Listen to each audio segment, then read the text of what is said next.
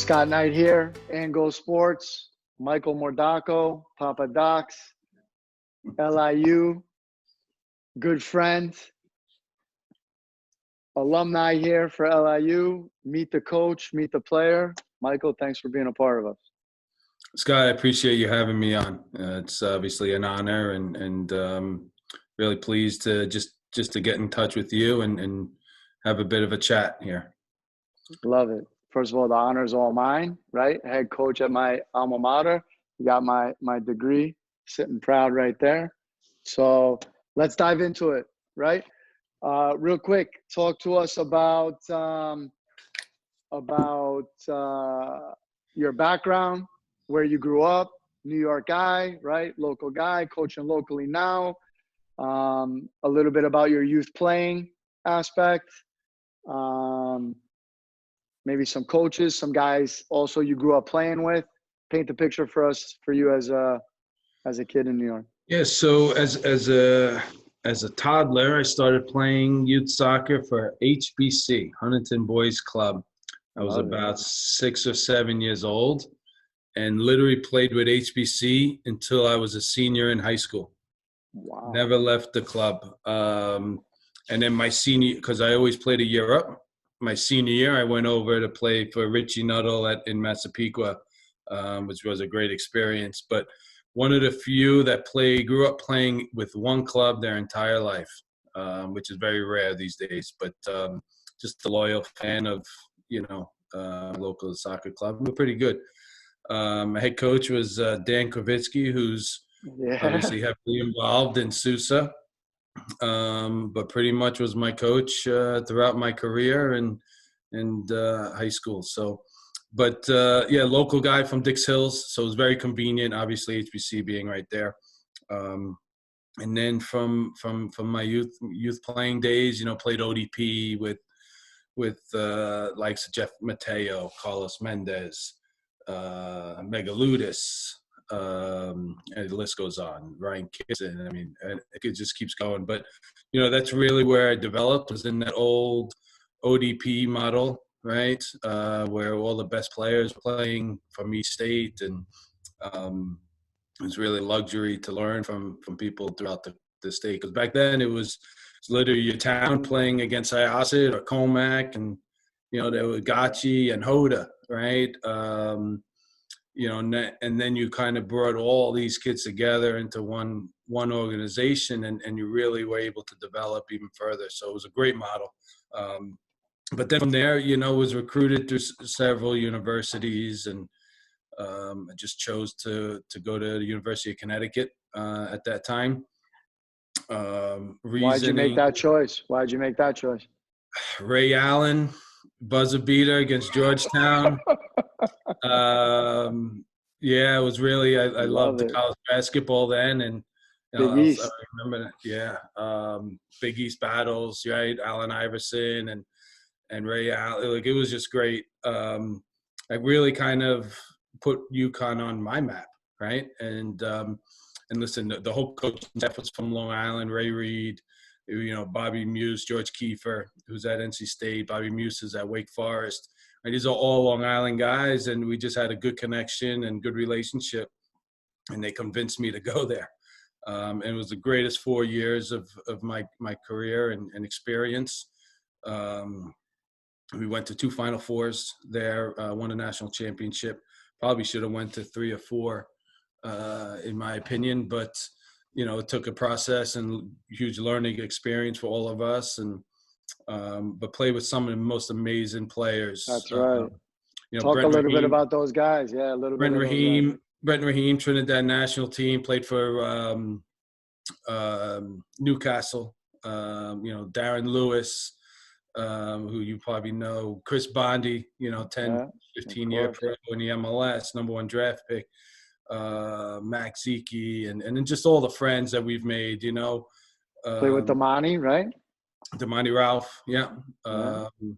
Just a bunch of really good, talented players, and being a kid from Long Island, you have no clue what else is out there, and the experience that we had there, we had represented 15 to 20 different countries on the team, and we all just became like a brotherly family, like we were all from the same household. So, but we had a really tight relationship and great experience, and obviously winning contributes to that experience.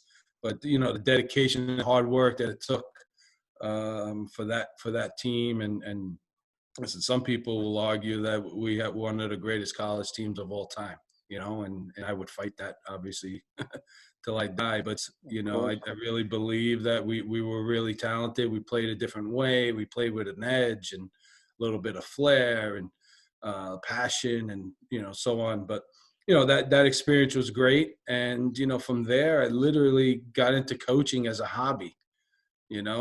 My first coaching job was with Blackwatch up in Albany. I was coaching a team, and next thing you know, I'm Steve an Freeman, assistant coach. right? Steve Steve Freeman. Freeman, yeah. Yeah.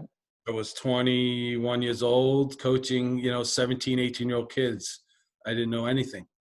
Ray Reid And had to have a massive influence on you for that. well, of course, obviously, right? Just all my coaches, though, growing up, had a big influence. But my point is, I became a college coach, because it was a hobby, not a career.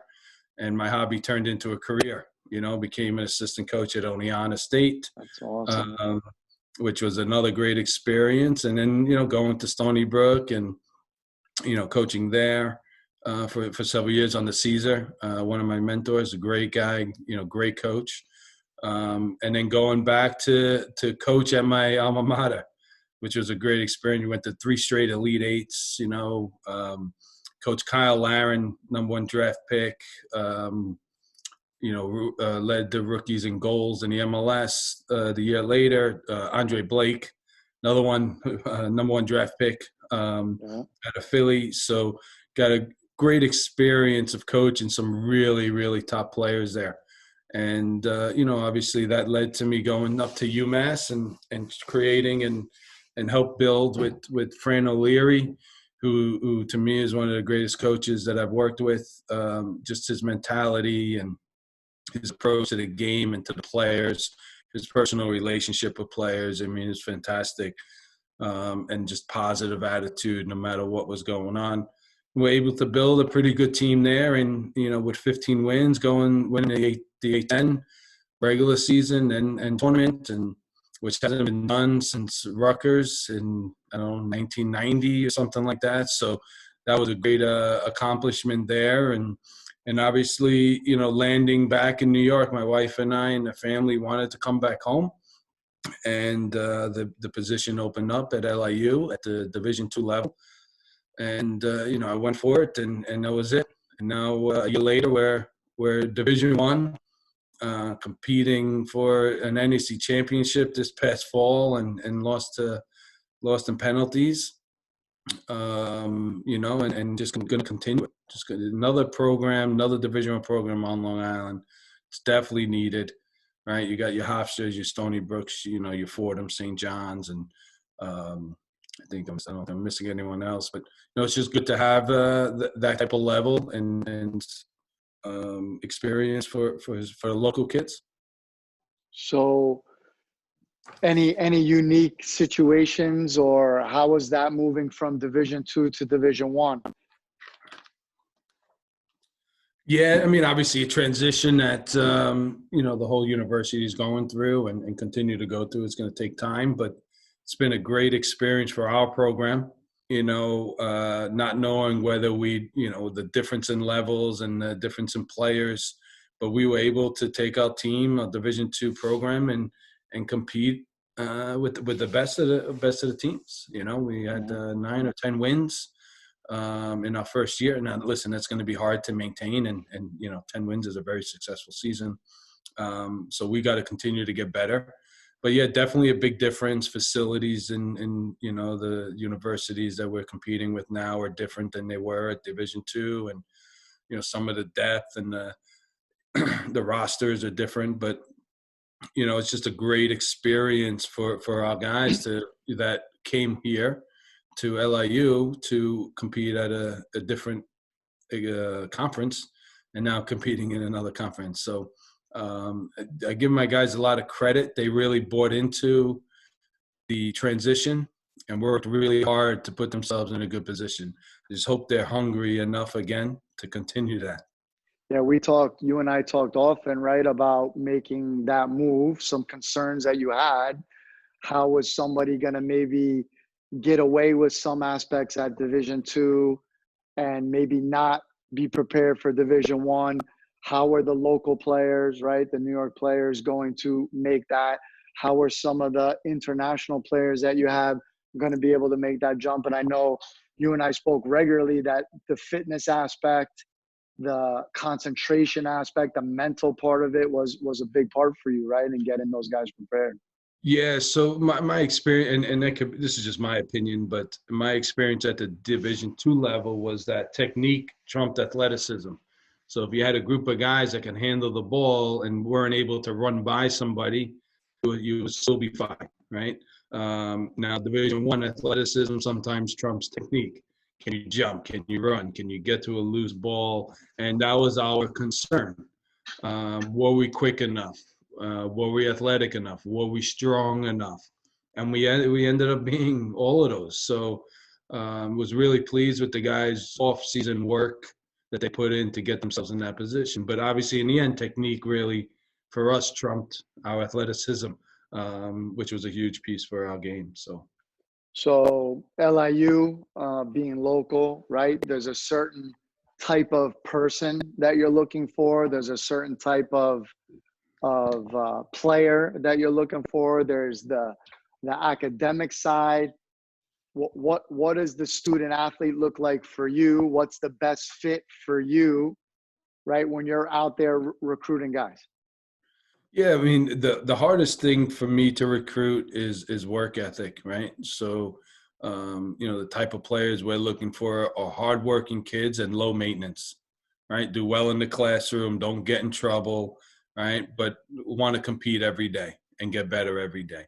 And those are the only things that we can promise, is that our guys will have fun and get better. The other stuff we can't control, right? Making sure they do well in the classroom, we can assist with that. But they got to be driven off the field as well. But discipline, right? Hard to recruit. Tactical awareness is hard to recruit. A lot of kids we're recruiting are, the number 9 or the number 10 on their team, and they're not really being asked to defend.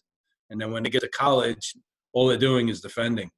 Right, and they're not ready, right? So those little pieces, right? You can pass and you can shoot and you can run, but if you're not tactically sound, it's really hard to play at the next level because you always have to be in a position, right? So, but my guys, we just preach on having fun, getting better every day, and just enjoy the process, right? And if they can do that, they got a chance.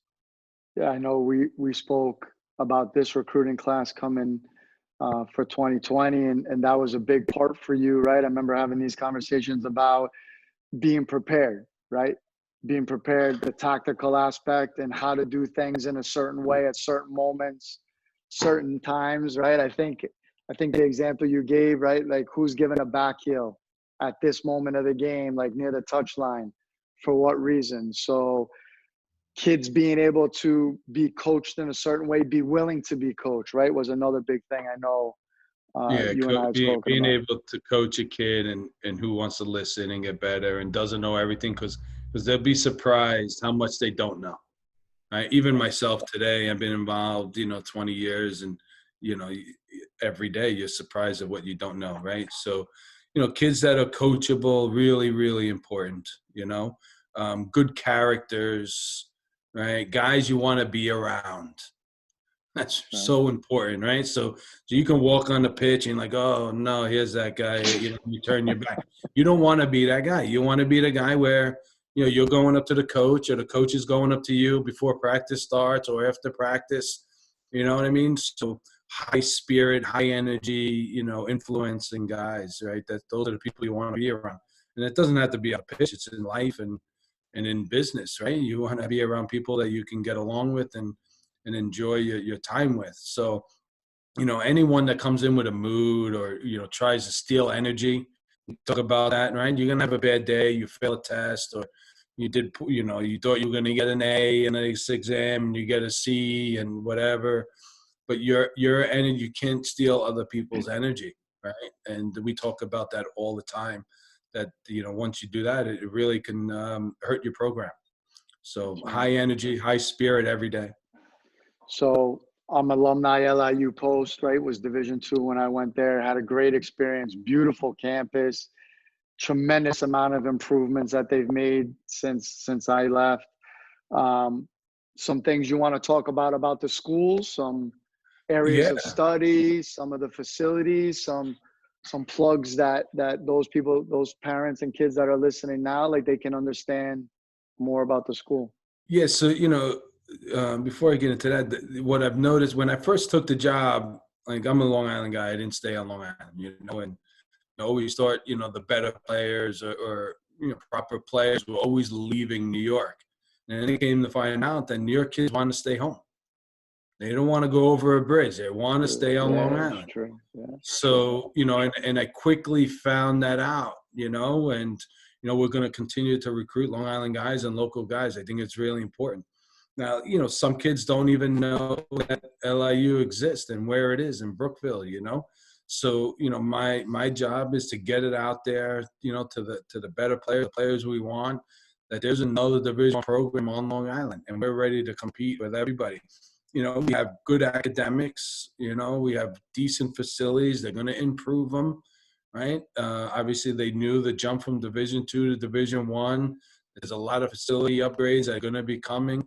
It's just going to take time, and obviously, the situation going on has affected, slowed things down. But we got a good business program, we got good master's programs, our nursing program is top notch, right? We just Governor Cuomo and Blasey announced our veterinarian school, Yeah, that's right. That's which right. is huge. So, we've got some interesting, not just your regular, liberal arts majors, but we have some other things that other universities may not have.